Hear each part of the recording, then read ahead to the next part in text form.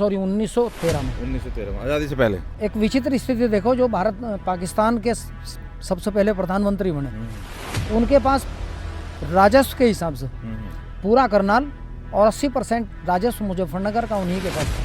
जहाँ भी इन्हें मौका मिला, इन्होंने अपनी मस्जिद दरगाह बनाए। सारा राजनीति से प्रेरित था। वो क्या खेल हुआ उसके? तो भ्रष्टाचार आया 1995 के बाद, ये सारी स्थिति पैदा हुई 1995 में। आप दिल्ली में रहते हैं, दिल्ली के अंदर जमुना दो बंधों के बीच में फंसी हुई, यानी लगभग 1 किलोमीटर से भी ज़्यादा एरिया उसके लिए सुरक्षित कर दिया गया। फिर उसके अंदर कैसा बस रहे लोग? बिल्कुल। नमस्कार दोस्तों, तो आप देख सकते हैं दोस्तों, मैं हूं अभी सुप्रीम गेट के परिसर में, और अभी 2 दिन पहले ही मैंने एक वीडियो शेयर की थी अपनी, जो वक्फ बोर्ड के ऊपर एक हरियाणा भवन के अंदर एक आयोजन हुआ था, जहां पर आरएसएस के संरक्षण जो अपने इंद्र कुमार जी हैं, इनके मतलब सानिध्य में काफ़ी मुस्लिम जानकार वक्फ बोर्ड के ऊपर या और जो मीडिया में वगैरह में बात रखते हैं, उन सब के ऊपर उनकी मीटिंग थी, और वहाँ पर बात समझाने की हुई कि आप तथ्य पे बात करें, फैक्ट पे बात करें। हमारे साथ हैं सैयद हुसैन जी, जिनकी बात मैं उस दिन नहीं कर पाया था, तो आज मौका लगा यहाँ पे बात करने का। जो फैक्ट पे बात मैंने इनको करते हुए देखा उस मीटिंग के अंदर, तो मुझे लगा कि वो बातें एक एक आपसे सुनी जाए और आपके सामने रखी जाए, आप सुने। और जो वक्फ बोर्ड का मैटर है, जो बीजेपी कर रही है, वो किस तरीके मुस्लिमों के हित में है, वो सारी जानकारी हमें देंगे सैयद हुसैन जी।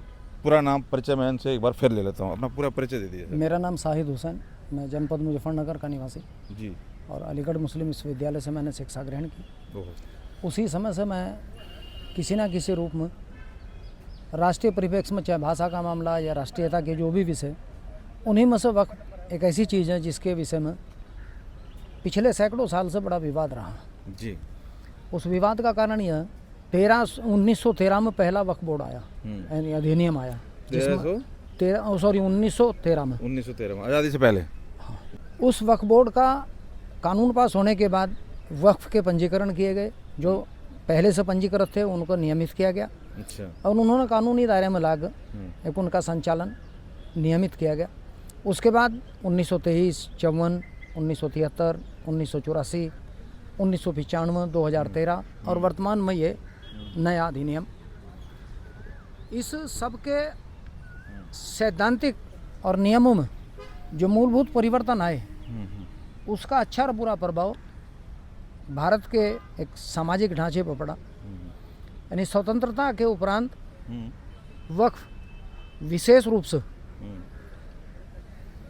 1984 का अधिनियम संशोधन पास होने के बाद वक्फ बोर्ड ने अतः संपत्ति, राज्य संपत्ति, राज्य की अलग अलग श्रेणी की संपत्ति, जिन्हें हम ये कह सकें 132 की भूमि, श्रेणी 6, 1, 2, 3, जिसमें तालाब, जलमग्न भूमि, सड़क, रेलवे, जहाँ भी इन्हें मौका मिला, इन्होंने अपनी मस्जिद दरगाह बनाए। और उसे अवैध रूप से 1995 का अधिनियम पास होने के बाद, संशोधन पास होने के बाद, उसकी सबसे बड़ी विशेषता या एक हानिकारक तथ्य, उसके अपर आयुक्त थे हर जिले के जिलाधिकारी जी, जिसने बेदर्दी से उन जमीनों को, विशेष रूप से उत्तर प्रदेश और बंगाल में, उस सारी ज़मीनों को वक्फ बोर्ड के हैंड ओवर कर दिया। उसका संकलन किया उसके अधीन लेखपाल, कानूगो, नायब तहसीलदार, तहसीलदार, एसडीएम, इन सब लोगों ने, और उसे ट्रांसफ़र किया। यानी कॉलम नंबर 9 में transfer of property as a वाकिफ़, ये जिला अधिकारी ने की। तो ये हो गई 1913, मतलब ये अंग्रेजों के टाइम से ये सिलसिला शुरू हुआ? नहीं, ये बात सबसे ज़्यादा भ्रष्टाचार आया 1995 के बाद, ये सारी स्थिति पैदा हुई 1995 के बाद। हाँ, तो वो बताइए कि क्या हुआ सरकार बनने के बाद, देश आज़ाद होने के बाद, उसमें किस तरीके का राजनीति से प्रेरित होकर सारा खेल? ये सारा राजनीति से प्रेरित था। हाँ, वो क्या खेल हुआ उसके बारे में आप? विशेष रूप से कांग्रेस ने मुसलमान की वोट लेने के लिए वक्फ की उन संपत्तियों को, जो राजकीय संपत्ति थी, उन्हें वक्फ में भी उन्हें यानी इंक्लूड करने का अवसर प्रदान किया। अच्छा।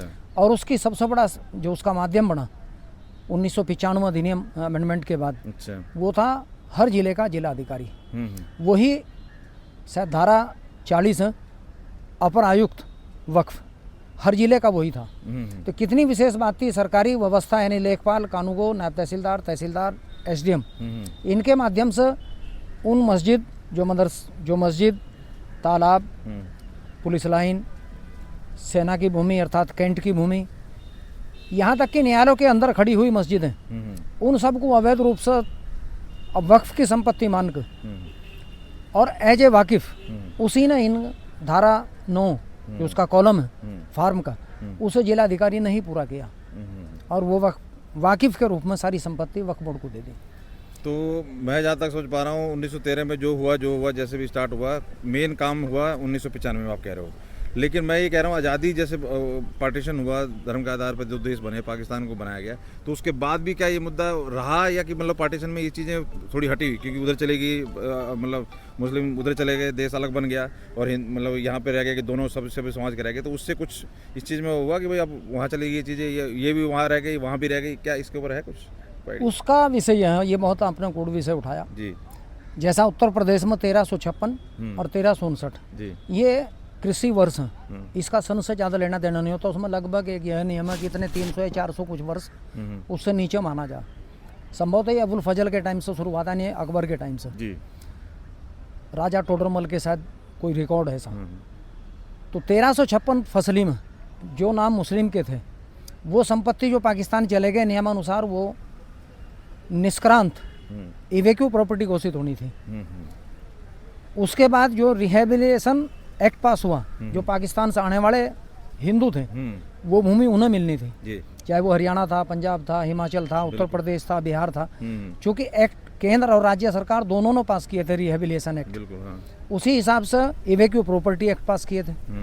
तो जो मुसलमान यहाँ संपत्ति अतः संपत्ति छोड़ कर गया, इसमें सबसे बड़ा खेल मुसलमानों ने यह किया, जैसा 4 भाई थे, 2 पाकिस्तान चले गए, 2 भारत रह गए, उन्होंने अपने पूरे महल की खतौनी निकाली और खतरा वो जाकर पाकिस्तान में क्लेम ले लिया। अच्छा। क्योंकि पाकिस्तान में हिंदू द्वारा छोड़ी गई भूमि, इंडस्ट्री, हिंदू ज़्यादा धनाढ़ था। अच्छा। इसका उदाहरण सामान्यतः यह अभिलेख के आधार पर 156 रजिस्टर्ड इंडस्ट्री थी पंजाब में, संयुक्त पंजाब भारत में, यानी पड़ला जो इस वक्त पश्चिम पाकिस्तान है, जिसमें 9 जिले थे, 8 जिले भारत के पास रहे थे। उन 9 जिलों में 186 रजिस्टर्ड इंडस्ट्री थी, उनमें 156 हिंदुओं की थी। मतलब इस तरह का जो असंतुलन था आर्थिक, उसका मुसलमान ने पूरा लाभ उठाया और विशेष रूप से वो जो धनाढ़ और राजनीतिक मुसलमान था उसने सबसे ज़्यादा लाभ उठाया। क्योंकि एक विचित्र स्थिति देखो, जो पाकिस्तान के सबसे पहले प्रधानमंत्री बने, उनके पास राजस्व के हिसाब से पूरा करनाल और 80% राजस्व मुजफ्फरनगर का उन्हीं के पास था।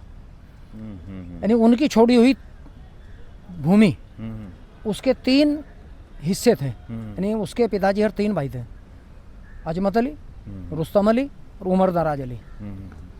तो अजमत अली की तो सारी भूमि मुजफ्फरनगर में है, उन 2 हिस्सों की भूमि किसी को ये पता नहीं कि वो कहाँ गई, या तो अवैध रूप से मुसलमान ने कब्जा किया, या जो चालाक हिंदू था उसने कब्जा किया और उसने अपना सिकमी एक सिस्टम है कृषि का, उसने अपनी सिकमी की कृषि भरवा कर उस पर मालिक हो गया।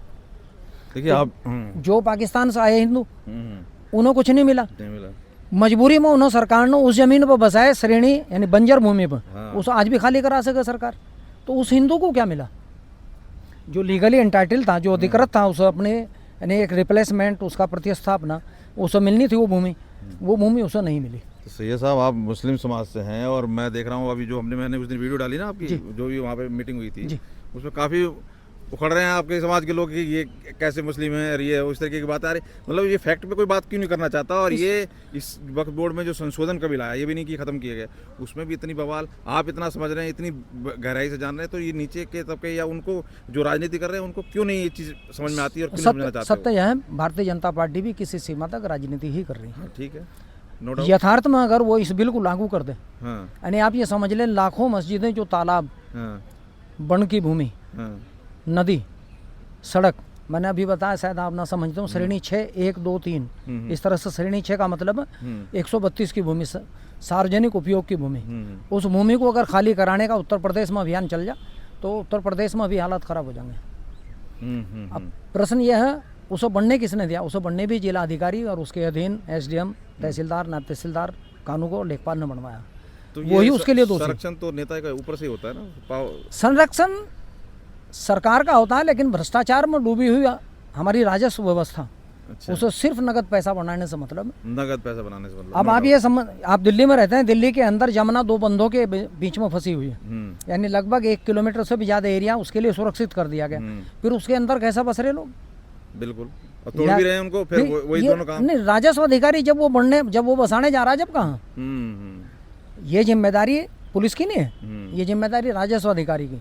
मैंने इसीलिए प्रस्ताव रखा था अभी समिति में, मैंने भी अपना प्रपोजल भेजा था, लेकिन सब सार्वजनिक भूमियों का एक रजिस्टर, जैसे पुलिस के पास अलग अलग रजिस्टर हो, पुलिस का रिकॉर्ड कभी गायब नहीं होता, एक विशेषता, पुलिस कितनी भी भ्रष्ट हो, लेकिन पुलिस के रिकॉर्ड 1861 से आज तक, यानी अपराध पंजीकरण पुस्तिका, अपराध विश्लेषण पुस्तिका, यानी जिसे इन्वेस्टिगेटिंग रिपोर्ट उसकी, प्रगति उसकी, एसआर फाइल का मतलब है स्पेशल रिपोर्ट, तभी एफआईआर करने से बचते हैं। हीनियस क्राइम मॉनिटरिंग सिस्टम, उसमें सरकार और विशेष रूप से राज्य प्रशासनिक अधिकारी तय करते हैं एक एसआर फाइल किस मुकदमे की होगी। जैसा लड़की की छेड़छाड़ का बहुत छोटा मुकदमा, लेकिन वो एसआर केस है, तो उसकी मॉनिटरिंग एसपी करता खुद। वे रिकॉर्ड आज तक भी सुरक्षित रखे, तो मैंने ये प्रस्ताव रखा था कि जितनी सरकारी संपत्ति हैं, यहाँ तक कि जो डीएम की भी, वो भी पुलिस के अधीन होनी चाहिए, वो पुलिस में एक उसका रजिस्टर हो, ताकि पुलिस को कानूनगो से लेखपाल से ये पूछना न पड़े संपत्ति किसकी। उसके पास अगर उसकी पंजीकरण पुस्तिका होगी, सार्वजनिक पंजीकरण पुस्तिका, चूंकि हर गांव की एक पंजीकरण पुस्तिका, उदाहरण स्वरूप मैं जिस थाने का रहने वाला, सपोज उसके 50 गांव, उन 50 के 50 गांव की एक ग्रामीण अपराध पंजीकरण पुस्तिका, विलेज क्राइम रजिस्टर, उसी विलेज क्राइम रजिस्टर में एक हिस्सा और बढ़ा दें, सार्वजनिक संपत्ति। जैसे पुलिस जानती है कि ये पुलिस के ट्रांसफार्मर और तारों की चोरी हो रही, लेकिन पुलिस को उसकी स्वयं मतलब सोमोटो उस पर संज्ञान नहीं ले सकती, जेई आवेगा वो उसकी चोरी की रिपोर्ट लिखावेगा। ये विचित्र व्यवस्था। पुलिस को अथाह शक्ति होने के बाद भी पुलिस एक मजबूर विभाग है। कौन करता है मजबूर? ये आईएएस, जिलाधिकारी, अच्छा, शासन में बैठा हुआ आईएएस, अच्छा, वो चाहता है कि सारी पावर तेरे पास रहे, इसलिए तो आईपीएस उसके अधीन बनकर रह गया। ब्रिटिश पीरियड में ऐसा नहीं था। ऐसे अनेक उदाहरण है, जब जिलाधिकारी का पद छोड़ कर वो पुलिस मतलब एसपी बना। जैसे हमारे यहाँ उत्तर प्रदेश में थे एक विलियम मॉर्स, पहले ज़्यादातर जो आईसीएस पुलिस वाले थे, जो रिटायर होकर आईजी हो जाते, उसके बाद ऐसे अनेक उदाहरण जब गवर्नर बने, राज्यपाल बने। लेकिन उस आज की तारीख में कोई भी आईपीएस, चूँकि आईएएस ने उसका पद इतना गिरा दिया, मुश्किल से ही जो आईबी का डायरेक्टर होगा वही का दुक्का कबीर आपको गवर्नर बनता हुआ मिलेगा, वरना आईपीएस अब गवर्नर नहीं बनता। ये उसकी मजबूरी। तो ये इतने नीचे से दिखता भी है कि बहुत मेहनत करके आईएएस आईपीएस बनते हैं, और जमीन से मतलब उठते हुए ज़्यादातर वो तो किसी का पैसे का गेम है नहीं, उसमें तो सिर्फ टैलेंट चाहिए, दिमाग चाहिए, मेहनत चाहिए, लेकिन वो जमीन से उठ रहे हैं लोग भी इस चीज़ को नहीं समझते हैं। सारी शक्ति आईएएस ने गेन कर ली। मतलब आप ये समझ लें, चाहे भाई सभी आईएफएस, आईआरएस, आईपीएस सभी एक ही श्रेणी से आ रहे। एक नंबर के कारण उसके पास सारी शक्ति आ गई, एक नंबर के कारण वो उसका गुलाम हो गया। सत्य यह हम लोग पुलिस पर आरोप लगाएं, पुलिस बहुत मजबूर विभाग है। मजबूर विभाग है, और पब्लिक डीलिंग वही करती है, पब्लिक के सामने वही आप इसका उदाहरण मैं एक और बताऊं, हर रोज लगभग पूरे भारत में एक कोई ना कोई पुलिस का अधिकारी कर्मचारी जेल जा। आज तक राजस्व का अधिकारी सरकारी जमीन बेचने में कभी जेल नहीं गया। लेखपाल, कानूनगो, तहसीलदार, नायब तहसीलदार, एसडीएम कभी जेल नहीं गया, और ये बेशकीमती जमीन है उसने बेच दी। आप दिल्ली में ही देख लें, जितना यहाँ अभी मैंने जमुना का बताया, ये लगभग 67 में बंदा बना दिए गए थे to control the water and land of the river. उसके अंदर आदमी जाकर बस कैसे गया? ये सब राजस्व विभाग का कमाल है।